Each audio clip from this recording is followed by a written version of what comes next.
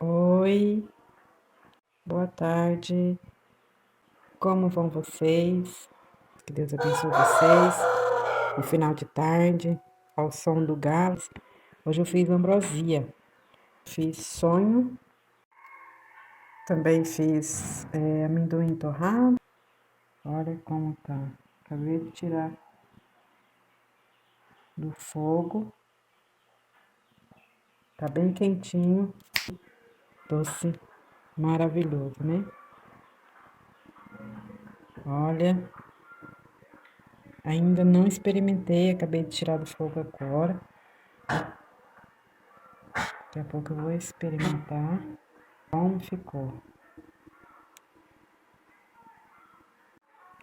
Olha, gente. Olha, olha.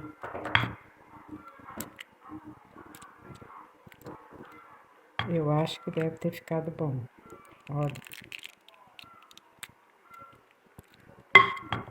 Coloquei umas raspinhas de limão. Ó. Tudo de bom, né? Delicioso. Pra vocês verem como que ficou. Olha o recheio lá dentro. Olha. Aí depois eu passo a receita pra vocês. Acho que deve ter ficado maravilhoso, né? Olha como ficou bonito, né? Eu mesmo torrei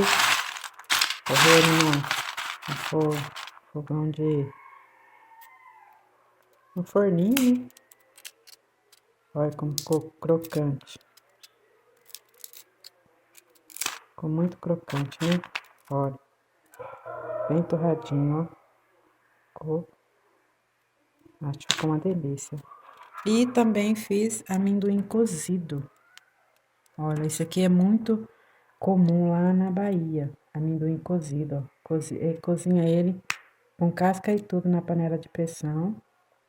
Aí ele fica assim, ó, bem cozidinho. Mas fica uma delícia. Aqui a gente não conhece muito, né? Mas esse amendoim é tradição lá na Bahia.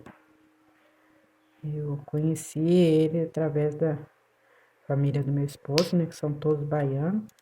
E então, isso aqui, chega esse mês de junho, é tradição lá na Bahia, tá vendo? Ele fica bem cozido, ó. Mas fica uma delícia também. Então, hoje foi isso.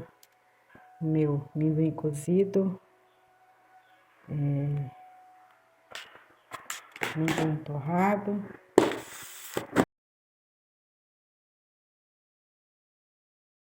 Como eu fiz. Trabalhei hoje, né? Mas muito bom, né? Fica com Deus. Deus é fiel.